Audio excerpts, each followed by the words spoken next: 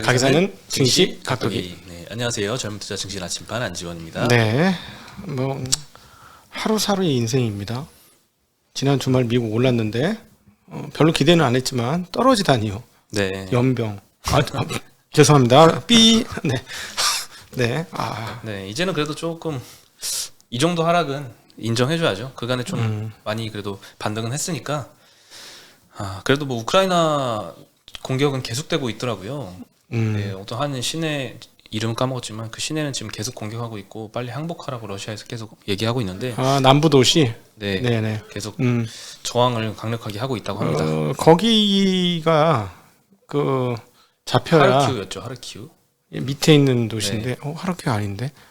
하르키우 맞는 거죠. 그 밑에 그 도시가 잡혀야지 육지로 크림반도까지 가니까 가장 중요한 그 지점이다. 이렇게 마리우폴.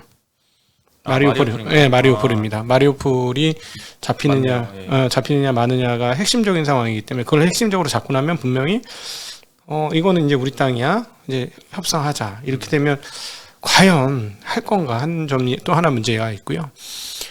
지금 서구에서 하고 미국에서 계속 무기를 넣어주잖아요. 네. 그거 끝내라고 하면서 무기를 넣어주지는 않을 것 같은데 그것도 참 골치 아프네.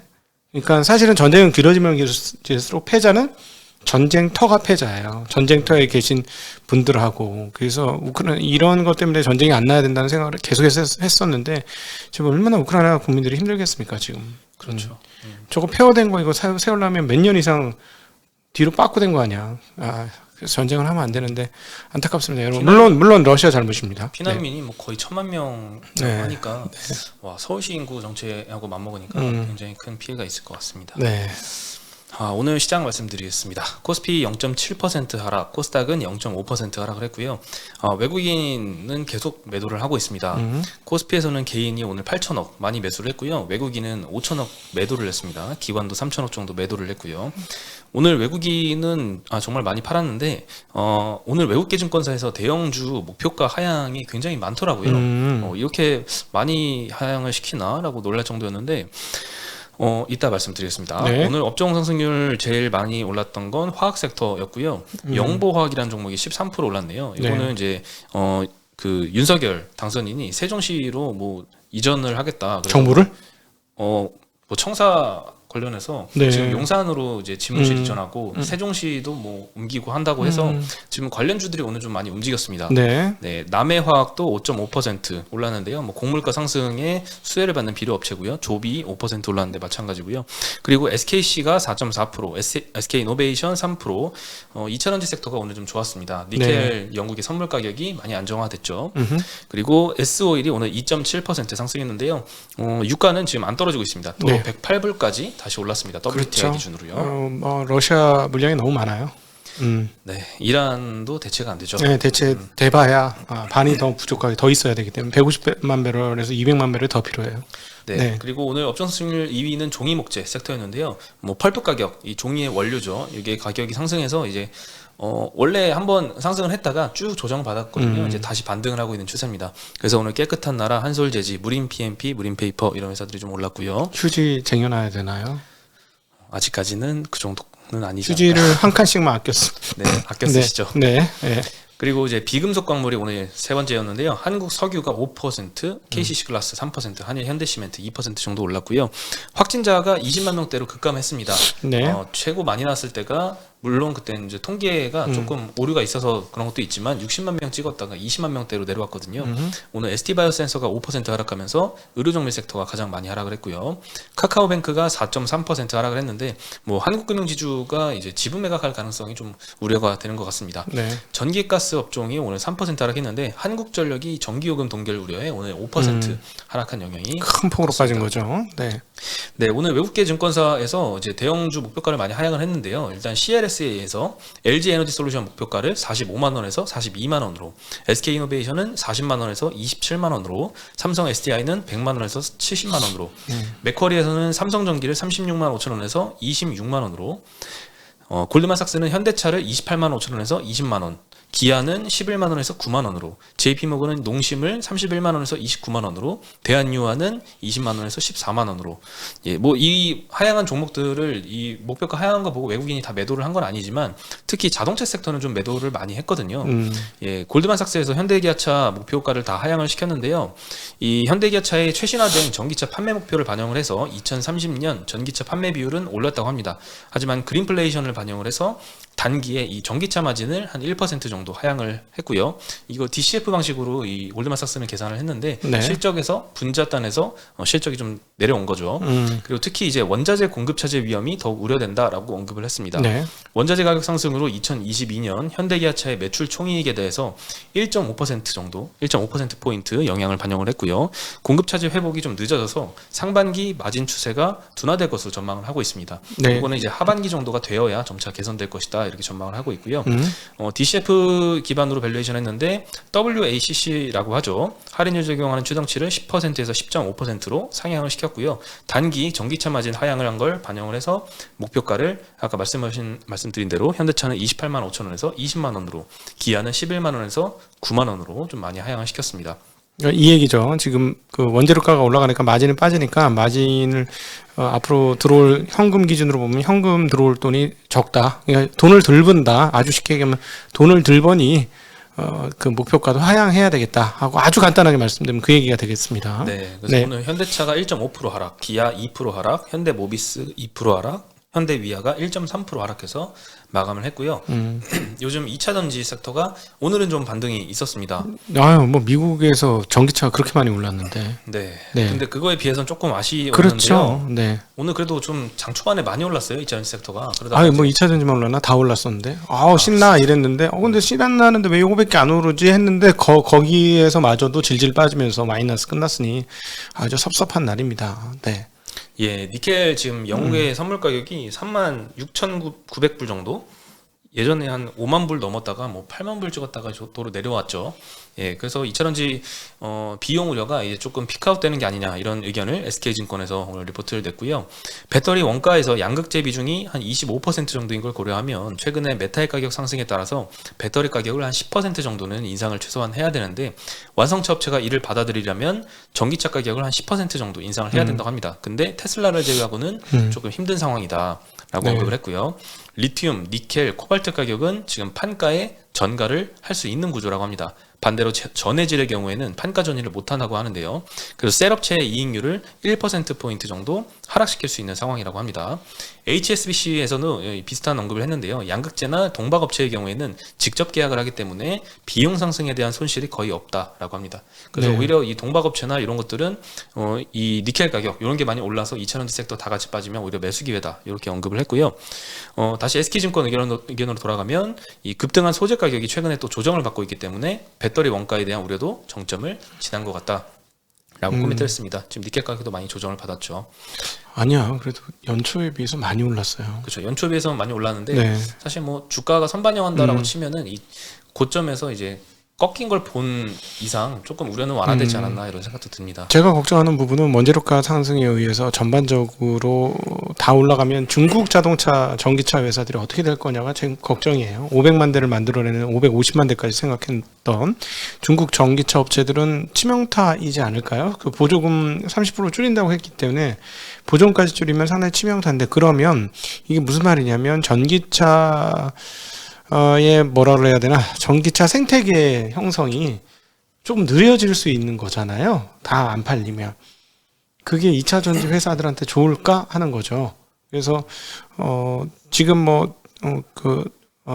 테슬라 같은 경우는 뭐 가격에 상관없이 뭐 아직까지는 수요가 상당하기 때문에 그냥 나가지만, 전체적인 전기차 생태계는 과연 현재 수준에서 더 가격이 오른다면 생각했던 것보다 속도가 좀 느려지지 않을까 하는 그런 우려를 좀 할 수 있는 상황 아닌가 싶습니다. 지금이. 실제로 얼마 전까지 중국에서 그 LFP 배터리 비중이 이 NCM 배터리에 비해서 좀 많이 좀 올라오고 있다. 그래서 좀 우려 요인으로 거론이 됐었는데, 그 오늘 한 자료를 보니까 22년도, 23년도부터는 이제 다시 LFP 비중이 좀 낮아지기 시작하더라고요.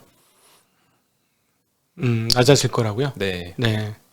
그리고 소재 업체 같은 경우에는 이 3개월 소재 3개월 이동 평균 가격을 한 달마다 판가에 적용하는 구조라고 합니다. 그래서 전기차 수요가 받쳐주는 한 수익성은 양호할 것으로 전망을 하고 있지만 셀 업체 이 3사의 경우에는 원가 상승과 판가 인상의 시차와 간격차가 존재하기 때문에 네. 메탈 가격 상승에 따른 이익률 훼손이 불가피하다. 그래서 1, 2분기 수익성은 좀 보수적으로 지켜봐야 된다라고 언급을 하고 있습니다.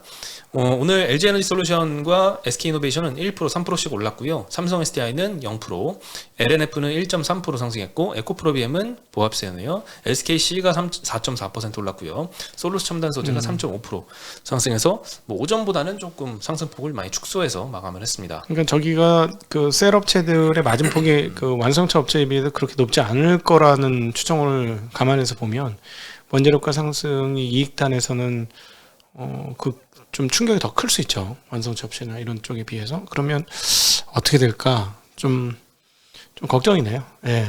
이쪽은 조금.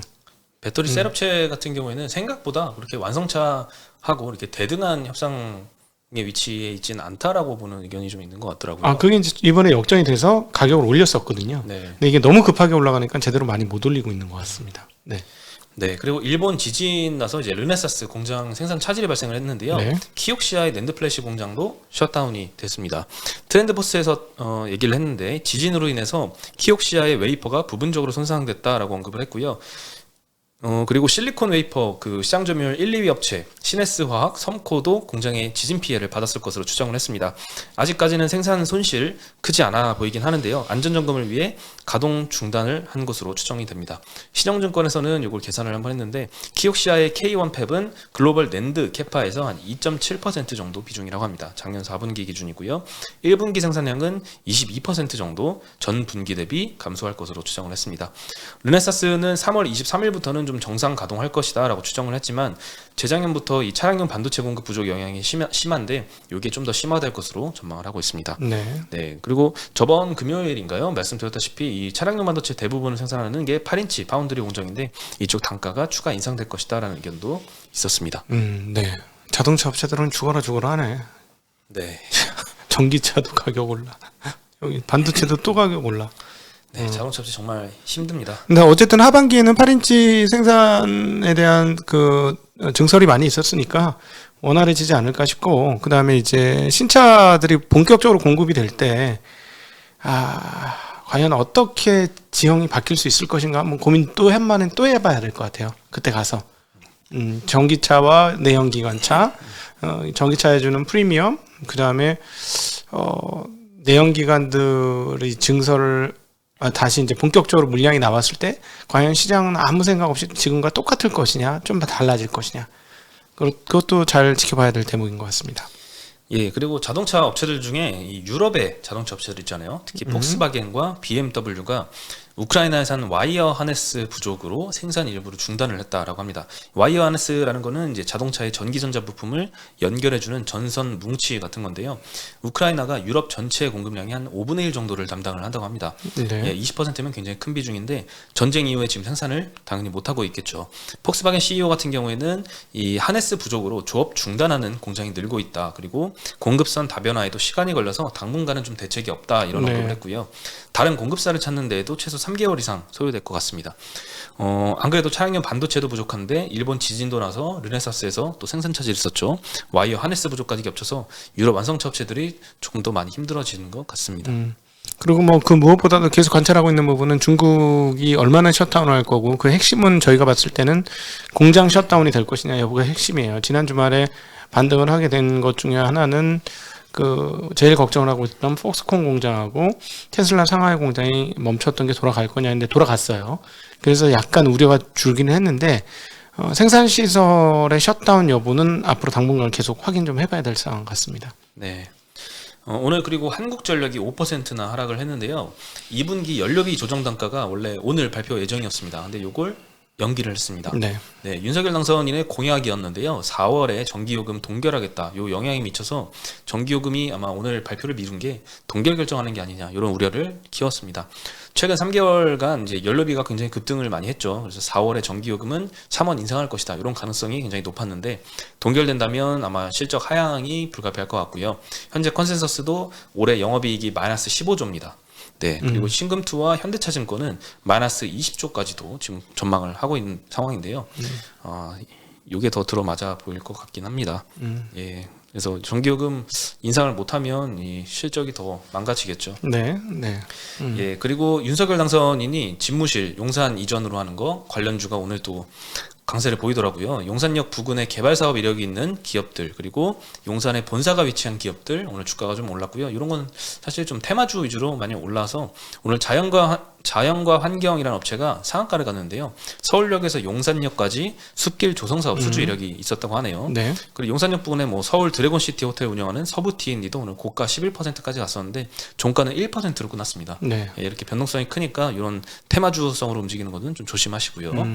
메지온이 오늘 하한가를 갔습니다. 근데 저거 그 용산으로 이동하면은 제 생각에는 주식이 좋은 게 아니고 부동산이 난리 나는 거 아닙니까? 효자동 저기 청운동 난리 나는 거 아닙니까? 다시 개발되나요?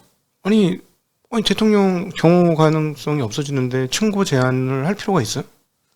거기 풍치지구고 막 그래요. 그렇습니다. 예, 개발 제한 구역이에요. 저 성북동 여기. 마치 국회 주변에 서여의도가 지금 개발. 예, 그 높이가 더 이상 안 되는 것처럼 네. 난리 나지. 부동산 난리 날 것 같은데 그 동네.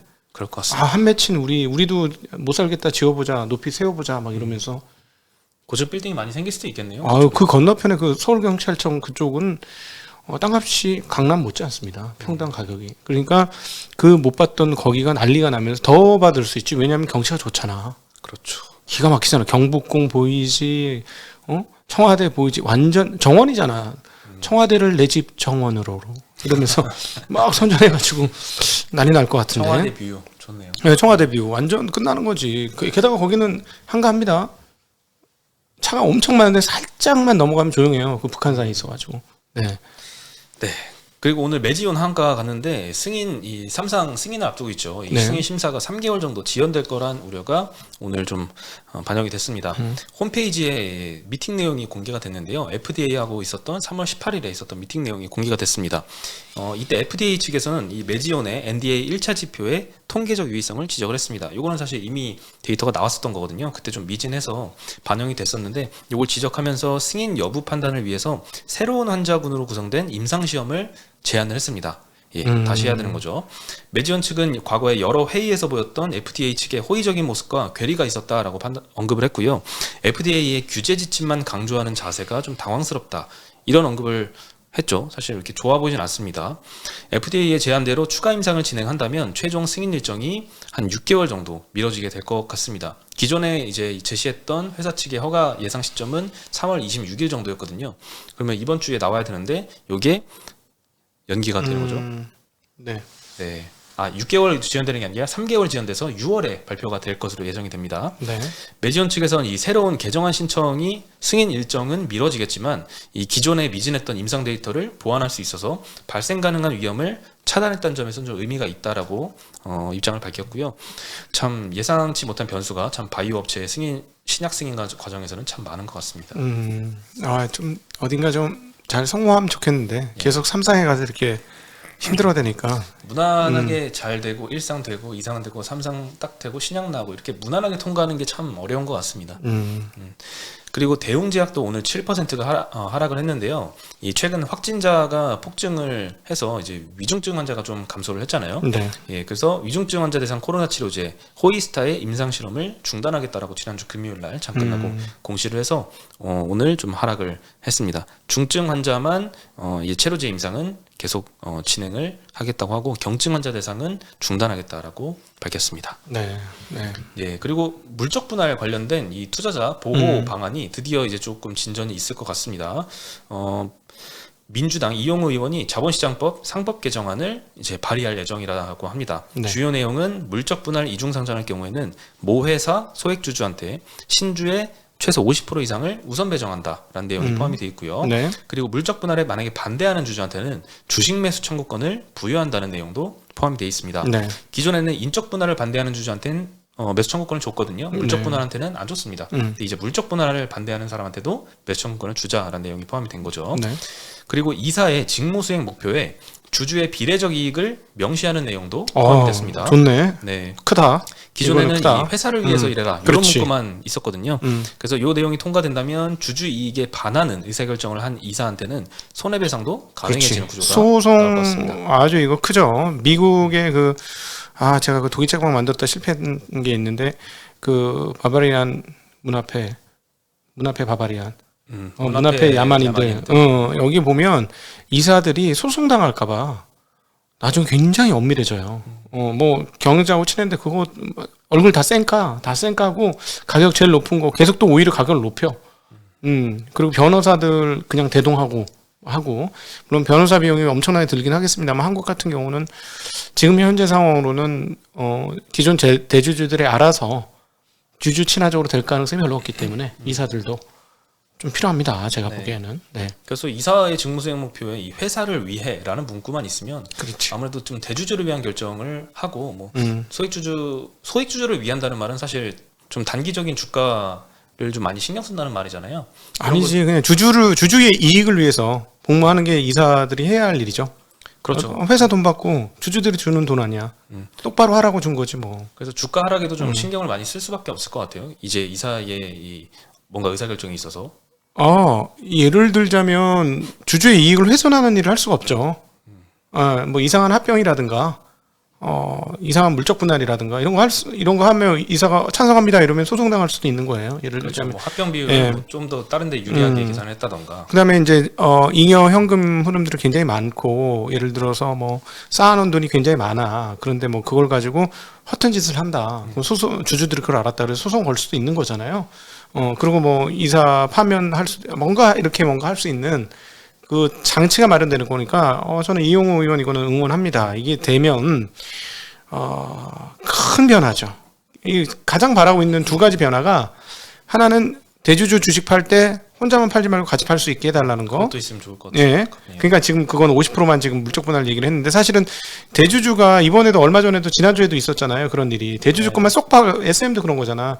대주주만 비싸게 2배, 3배 받고 쏙 나가버려. 기존 주주들은 이 회사 가치가 있는데 못 파는 거야. 그 가격에. 그러니까 예를 들어 10,000원짜리 20,000원 주고 받고 팔고 나가는데 그냥 소액주주는 그냥 10,000원짜리 주식으로 그냥 들고 있는 거죠. 이 부분이 바뀌어야 되는 거고요. 그다음에 그 이사들이 회사와 주주를 위해서 같이 일해야 되는 거지. 대주주만을 위해서 일하면 안 되지. 다른 주주들을 위해서도.